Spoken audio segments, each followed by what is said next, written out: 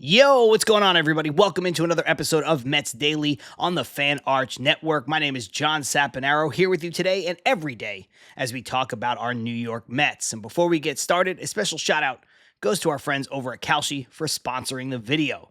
For a limited time, use the code FANARCHBASEBALL at Kalshi.com or the Kalshi app to get 10 when you trade 10.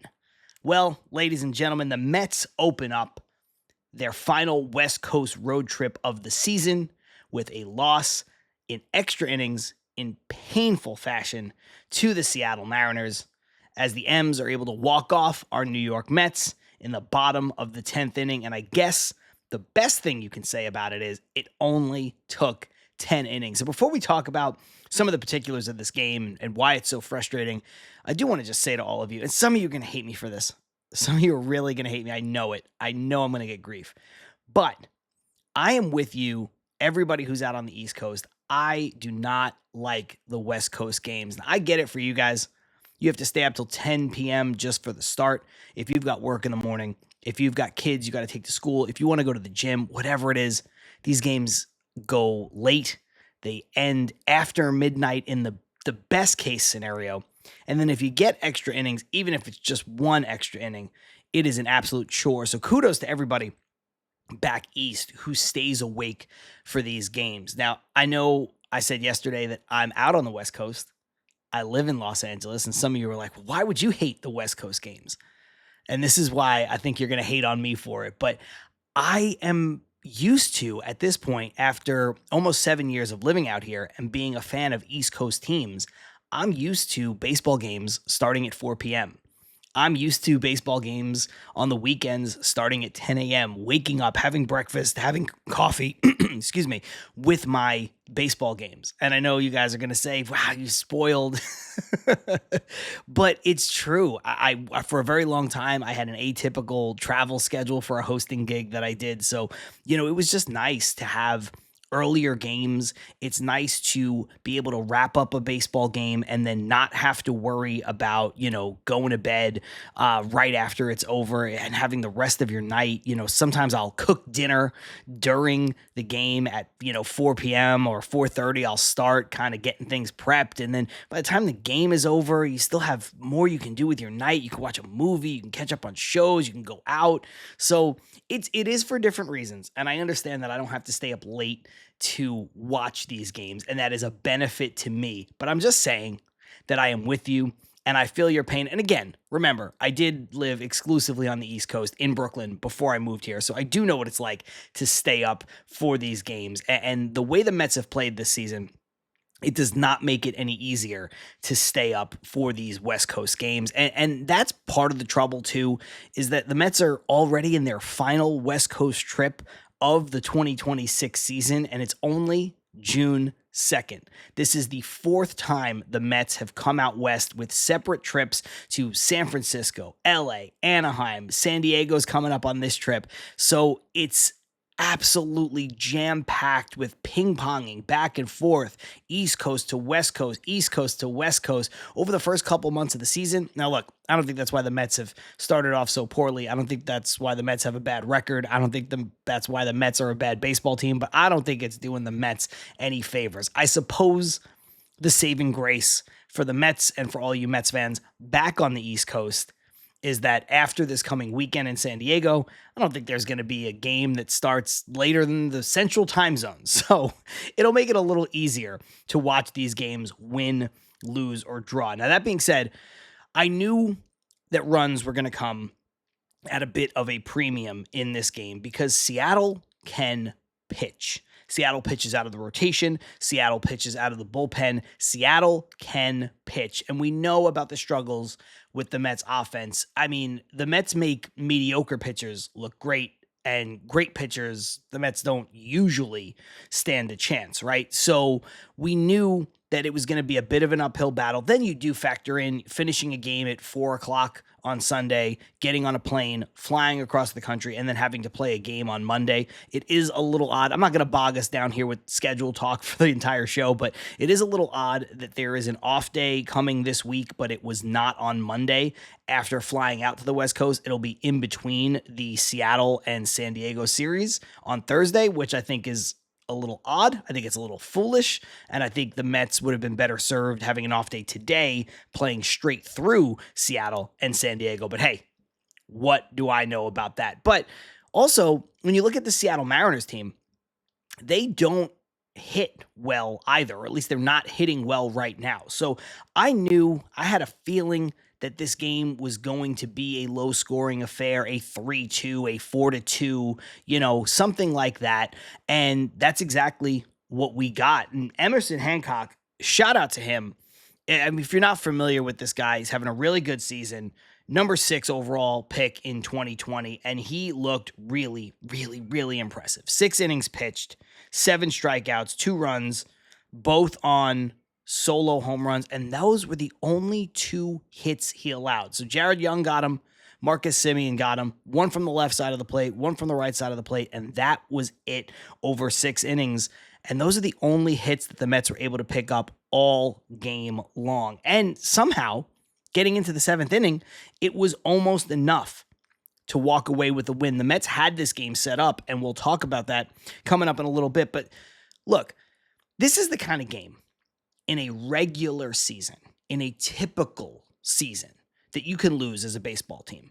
Sometimes you go out west, you play a team, you're a little sluggish, you don't get hits, you have a lead late, but it's the narrowest of margins. A guy who's been mostly reliable for you in Brooks Raley, not only this season, but over his tenure as a New York Met, gives up a game, and you just kind of tip your cap. But the Mets have put themselves in a bad spot. We talked about it yesterday. I know Jake has talked about it for weeks and weeks and months at this point, and you're going to hear this from Mets content creators. You're going to hear this from Mets post game. You're going to hear this all over the place. The Mets have dug themselves into an impossible hole. So the Mets aren't in a position to lose games like this. They simply are not. If you have a lead late, no matter what that lead is, whether it's 1 run, whether it's 5 runs, whatever the case is, you kind of just need to hold on to these games and win them, because you need to stockpile wins. You need to win series. So they've just put themselves in a very, very, very difficult spot. It's the kind of position that you don't want to be in. And that's why there's that old cliche that stands true, is that you can't win the pennant in April, but you can lose it. And when you have as bad of a start to the season as the Mets have had here in 2026, now you get to a point where you're in June, you're coming off of a pretty good month in May, but you lose a game that, just a 1-run lead. Yeah, just 2 hits. Yeah, just 2 runs. I get it. But in the 7th inning, with your 3 best relievers rested and ready to go at the back end of the bullpen, you can't secure the win. And that's just not going to be good enough, the way that the Mets have set themselves up. And I mean, when we look at where the Mets find themselves right now, they play another extra inning game. And when I say another extra inning game, it's too much baseball. We always talk about extra innings being free baseball for the fans, right? That's the old adage. But the Mets are playing too much baseball right now. They're finding themselves in these extra inning games too many times. 12 extra inning games in 60 games played. That is an extra inning game every 5 games, and that is far, far, far too many. First of all, no other team in Major League Baseball has even hit double digits to this point, just to put it in perspective. Now, granted, in these extra inning games, the Mets actually have a winning record. They're 7-5, which is great, but you're not setting yourself up for success, and that's the theme of this show so far. When you're playing extra baseball, you're burning out your bullpen.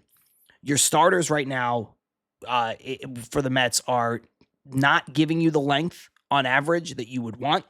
There's some ineffectiveness, and of course, there's some injuries. When you have a stalwart, a guy who is giving you innings and pitching out of his mind in Clay Holmes, he goes down with this freak injury. He's going to be out for a couple months. Now, all of a sudden, your rotation is in flux. Freddie Peralta not giving you the kind of length that you would want. Nola McLean has some bad starts mixed in there. We talked about his start on Sunday, how it was a bit of a bounce back, but he doesn't give you a tremendous amount of length. You already have openers for David Peterson when he was at the rotation. Now you've got an opener for Sean Manaea. You're going to have an opener for Jonah Tong. You're burning out your bullpen. You're using a lot of resources, and I commend the Mets for being creative in the starting rotation and trying to put guys in positions to succeed, like a Manaea or a Tong. If they think that having an opener in front of them is better, fine. I have no issue with that. But when you're playing all these extra inning games, and a lot of these games that the Mets are playing that go into extras are not ending like the one that ended last night. They're not ending in the first at bat for the home team. They're not ending in the 10th inning. They're going 11 innings, 12 innings, 13 innings. Now you're burning pitchers on both ends. A game like last night's, you have an opener, so now you burn a relief pitcher right off the bat, and that sets up Sean Manaea for success. We'll talk about him in a little bit. But now you get into extra innings, now you're burning a pitcher on the back end too. So now, not only do the Mets go through their A bullpen, they go Raley, Weaver, Williams, and not win the game, but they also burn Minter, who I would consider a part of that A bullpen. And now you've also lost Austin Warren, who opens the game. So, and he's been terrific. He's been terrific going back to last season. So now you've basically used all of your top relievers in one game to score 2 runs and to lose that game 3-2. And it's just very, very, very, very frustrating when you get to this point. So when you factor in the rotation and the starters not giving you the length, the injuries that we've already talked about, and using these openers, plus what I talked about at the top, which is these trips to the West Coast, the human element here is a factor. Traveling back and forth, I know they get chartered planes. I know that baseball players and professional athletes do not travel like the rest of us travel. But I used to travel for work 40 weekends a year on average, which is a lot. I would usually fly out of the city that I live in on Thursday, and fly back in either Sunday or Monday, and then do it all again Thursday, and then Sunday or Monday, and Thursday and Sunday and Monday. And it starts to take a toll on you. And yes, I'm not flying chartered. I'm flying commercial, and there is a big difference. But you're still flying. You're still putting those air miles on your body. And, when you look at West Coast games, time zone changes, and then you look at extra innings, playing late, playing early, it's so much. And so, again, I'm not using any of this as an excuse for the way that the Mets have played. The Mets have been bad. But none of this is helping them. And that's the schedule makers. That's all parties involved. And this is not the way you want to start a road trip when you want to try to take some momentum with you. And I know they say, momentum is only as good as the next day's starting pitcher, or in this case with the Mets, the next day's opening pitcher. But you know what? Both of those guys, Austin Warren and Sean Manaea, they did their job. And the Mets just ran into a guy who is also really pitching great, and he stood them on their heads. But baseball season is here. Of course, we're talking about the Mets, and you can trade every game on Kalshi. And I was just on the Kalshi app right before we fired up to record Mets Daily. And one of the interesting things I saw for this game coming up today, the Mets and the Mariners, is the over in runs scored in the first 5 innings pitched. And that's 3.5. $100 trade will get you $239 on the under. So, I mean, if you look at the score of the game yesterday, if you look at the way Seattle's offense has been operating, if you look at the way the Mets offense has been operating, and you look at Logan Gilbert on the mound for the Seattle Mariners, and like I said at the top of the show, the Mariners can pitch. I think maybe you look at that under 3.5 runs in the first 5 innings might be interesting. Let's put it that way. On Kalshi, you're trading against peers in a live market, meaning there is no house. And as the probability changes, you can buy in and out of your position. And of course, for a limited time, download the Kalshi app and use the code FANARCHBASEBALL to get $10 when you trade 10 Kalshi. Trade on anything 18 and over. Restrictions and eligibility requirements apply. Event contract trading involves risks and may not be suitable for all investors. Prices, values, and available markets may differ from those mentioned. For more information, see kalshi.com/regulatory. We're talking about these extra inning games. The last thing I want to say on it is it's a tale of two games. It's a tale of two teams right now in that 10th inning. The Mariners executed and the Mets simply did not. What you want if you are a Mets fan, at the bare minimum, is the inning that the Mariners were able to put together in the bottom of the 10th. For the Mets, when you're the road team, yes, you'd love to put up a crooked number, and your chances of winning go way up when you're on the road in extra innings and you can score 2-3 runs. That's the goal. You can't really play for one run with the ghost runner and the new extra inning rules. I understand that. But you want to at least plate that one run to give yourself a chance, because again, with that ghost runner on second, and you've got a speedy runner in Randy Arozarena, we'll talk about him in a second, for the Mariners, you know that it's going to be very difficult, even in the best case scenario, to keep the Mariners off the board. But the Mets come up. They've got Bo Bichette, who's not a plus runner, but he's not a terrible runner. It's not like you have Vientos out there or Luis Torrens. He's a guy who can easily score from second base on most singles, right? I think we could agree on that. And you're set up pretty well. You've got Juan Soto, Mark Vientos, and AJ Ewing coming up with Bichette on second. And look, Juan Soto's been terrific this season. We talked about his numbers yesterday and how impressive he's been. He takes an 0 for here, and the worst of which was probably the strikeout in the 10th inning. Juan Soto's a superstar. You need him to be a superstar in that spot. I understand that. You need him to be clutch. I get it. But I'm not going to hate on a guy who's putting up the numbers that he's putting up and carrying this team as best as he possibly can. But fair is fair. He did not get the job done. He strikes out swinging against Spire, who is a good pitcher from the left side. Throws hard, got good stuff. Then you get Mark Vientos. And Mark Vientos is the guy I'm going to take issue with here. Let's skip him for a second, as a matter of fact. AJ Ewing closes out the inning with a weak pop-up to the shortstop. And again, he's a guy who is going left on left with Spire, has a bit of a tough at bat, hangs in there, fouls off some pitches, and eventually Spire gets him to fly out, pop out. Fine. This is a guy who has played, I don't even know at this point, a handful of major league games, left on left, hanging in there, hanging tough. Okay, if he comes through, that's great. They're all major leaguers. I get that they're all getting paid.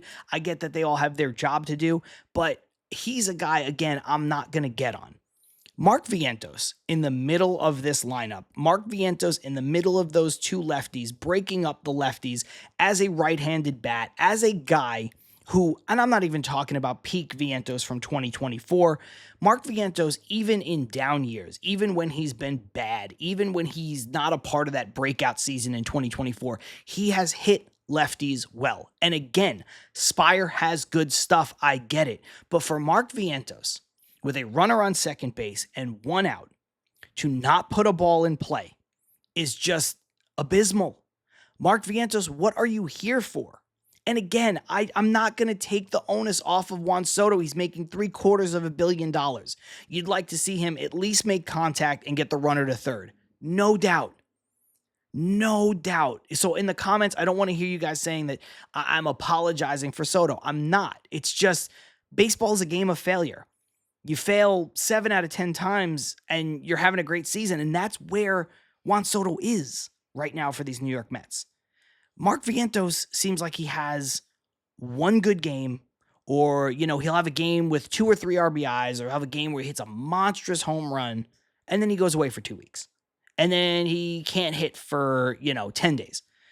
And that's where we are now with Mark Vientos. So it's just frustrating to watch him not execute in situations that he is here to execute in. That's the issue that I have with Mark Vientos over Juan Soto, and in this case, especially over AJ Ewing, again, being a kid, being a rookie. And you look at some of the pitches that Vientos fouled off, most notably pitches 5 and 6. If you go on the MLB app or, any other place that tracks the pitches in the at-bats, I think Fangraphs does it too. I mean, you're looking at 2 fastballs, mid-90s, basically right down the middle. Pitch number 6, a little bit elevated, fine, still in the strike zone.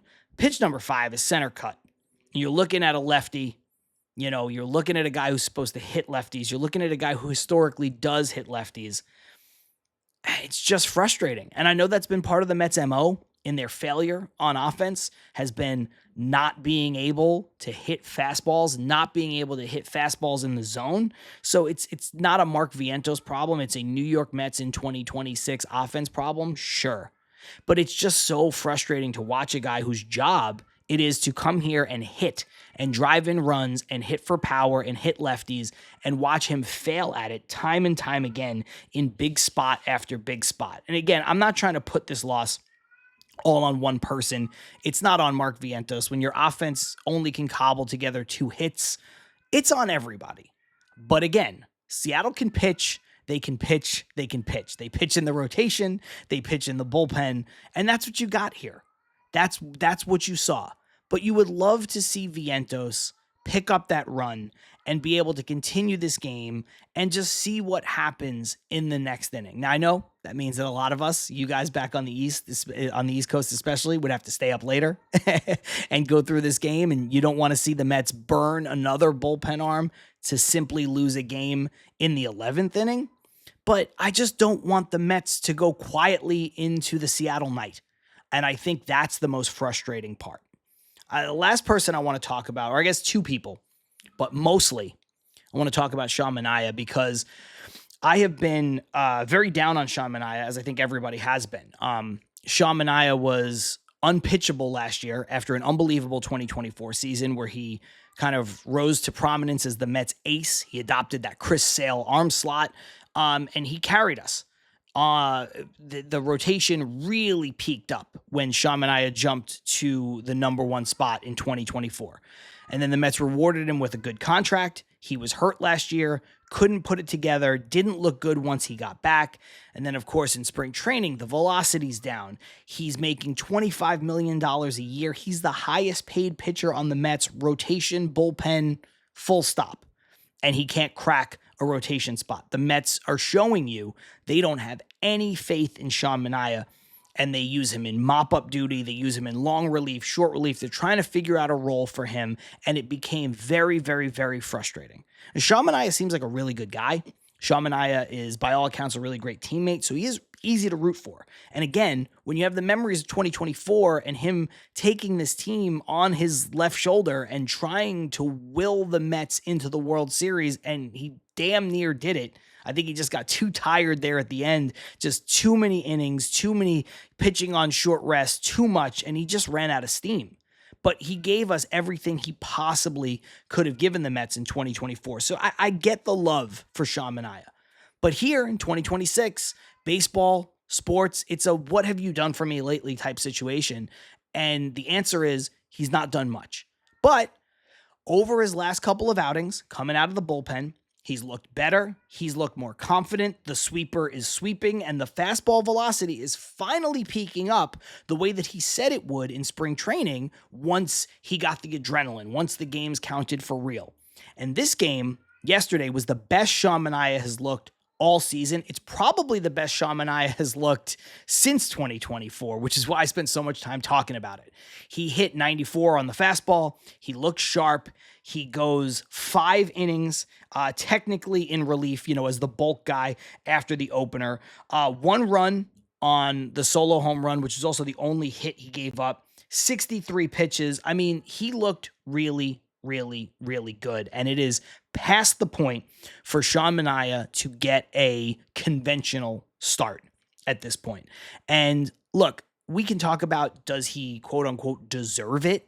I think he does, in the sense that, again, everything I just alluded to, him trying to, just put his head down and work and get back to this point, yeah, he's a guy who probably deserves to get a crack at the starting rotation based on all the things we've already talked about. But more than that, more than deserving it, more than talking about, what it means for Sean Manaea, I want to talk about what it means for the Mets. Right now, the Mets are running out 2 rotation spots every time that have an opener. And I don't think that consistently over the course of 162, that is a recipe for success. We've already talked in the first segment, just ad nauseum, about the issues that has already shown to creep up for the New York Mets here. So I don't think if you're going to have an opener for Sean Manaea and an opener for Jonah Tong back-to-back days throughout, week after week, rotation turn after rotation turn, I don't think that's something you can consistently hang your hat on and hope to be successful. Now, look, I'm not a old school guy in the sense that these starters have to start. Look, if you think you can get the best out of a pitcher by throwing somebody in front of them for an inning or two and setting up the opposing lineup differently and having a guy go through the lineup twice instead of 3 times, if you think that's a recipe for success, we've seen time and time again, not just with the Mets, but teams across Major League Baseball, that has a tendency to work. So I have no issue with that. And you can probably carry that for a chunk of the season at a time with 1 rotation spot.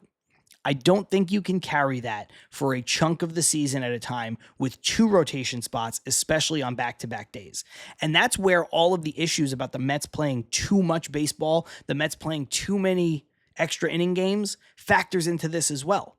Because I already said you burn Austin Warren as an opener in yesterday's game. Sean Manaea gives you tremendous length. Great, wonderful, terrific, love it. But then you go to your prime relievers, and you've got Raley, you've got Weaver, you've got Devin Williams.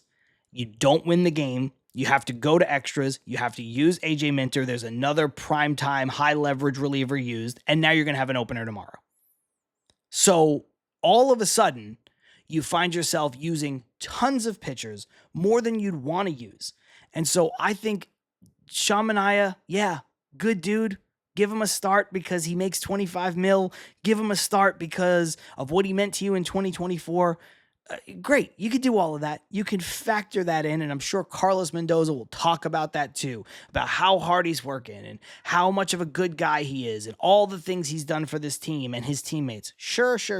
And that could all be a part of it. But let's talk about what he can do for the 2026 Mets, and that is help take some of the pressure off of the bullpen guys. And that's what I'm most concerned about, because that's what they are going to need to do if they want to put together a consistent stretch of winning quality baseball. And I did say that I wanted to talk about one more person, and that is Brooks Raley. I know Brooks Raley gave up this game. I know Brooks Raley gave up a home run on a hanging sweeper to Naylor. And credit to Naylor because, he stayed in that at bat. He basically did everything that I said Mark Vientos didn't do, which is stay in that at bat till he got a pitch that he could drive and he didn't miss it. And that was left on left. And there was a little bit of talk post game, and I saw a little bit of talk on Twitter or X, whatever, where people are saying, oh, you leave Sean Manaea in that game. You have to leave Sean Manaea in. He's dealing. He's giving you 5 scoreless, blah, blah, blah, blah, blah. Look, guys, Sean Manaea is a guy who, like we just talked about, could barely crack the opportunity to pitch. He was pitching in mop-up duty a couple weeks ago. You can't just flip the switch from mop-up duty to you've got to leave this guy in, especially when he gives you 63 pitches, which is right in line with the most he's given you all season. He also has those 5 up-downs, right? Getting up there every inning, giving you 5 innings, whatever. That's a lot. That's the most he's done all season. He's not stretched out to be a bona fide starter to this point. He hasn't been stretched out to give you 85 pitches, not even close to 100 pitches. So you're using him, and you're putting him in the best position to succeed, and you're trying to take him out of a game where he does really good work for you, where he's feeling good and you're feeling good as a team. And again, I'm not going to get on the manager in this instance, and I've gotten on Carlos Mendoza a lot. If you follow me, you know I'm not a huge fan. But like I said in the first segment, you've got this game set up the way you want. You go to your high leverage A-plus guys, Rayleigh, Weaver, Williams, with a lead, boom, boom, boom, and you get the win and you feel good. 2-1, tighty. You wish you can get more hits. You wish you had more breathing room, but you get the win. You walk out of the first game in Seattle and you're feeling great. 5 wins in a row. Whew. So I think everything they did thought process-wise was sound. I'm not leaving Minaya in that game. Oh, and by the way, and Mendoza did talk about this in the postgame, but we saw it if you were watching the game. The velocity for Minaya dipped in that last inning. Yes, he was still effective. Yes, he got the outs. Yes, he only gave up that one hit, which was the solo home run an inning or two earlier, whatever. But the velocity was down. He was up to 93, 94 early in that outing. In that last inning, he was around 89. And if you've watched the Mets all season, you know what Sean Manaea at 89 on the fastball can look like. And it ain't always pretty. So, yes, Rayleigh gives up the home run. Sucks. Absolute bummer. But this is a guy who's been largely good for you in his Mets tenure. He's been largely good for you this year. And you tried to set up a game the way you want to set up a game, and it just didn't go your way. The problem is in 2026, too many games have not gone the Mets' way. And again, in a different season, in a more typical season where you don't lose 12 in a row almost immediately out of the gate, you can take this loss, you can shake it off, and you could say, let's get him tomorrow. Well, now, in this season, in the reality for the 2026 New York Mets, you better get him tomorrow. I guess technically that's today. But you better get him today. Because now you got to win this series. Now you got to win. You got to beat Logan Gilbert today. And you got to win on Wednesday. Because you have to stockpile these wins. You have to win series. Because that is the hole that you have dug for yourself. Anyway, guys, let's get out of here. I hope the Mets can grab a win so that we have something to feel good and talk about tomorrow. But they're doing their thing. I'm going to be here with you either way. Till next time on Mets Daily.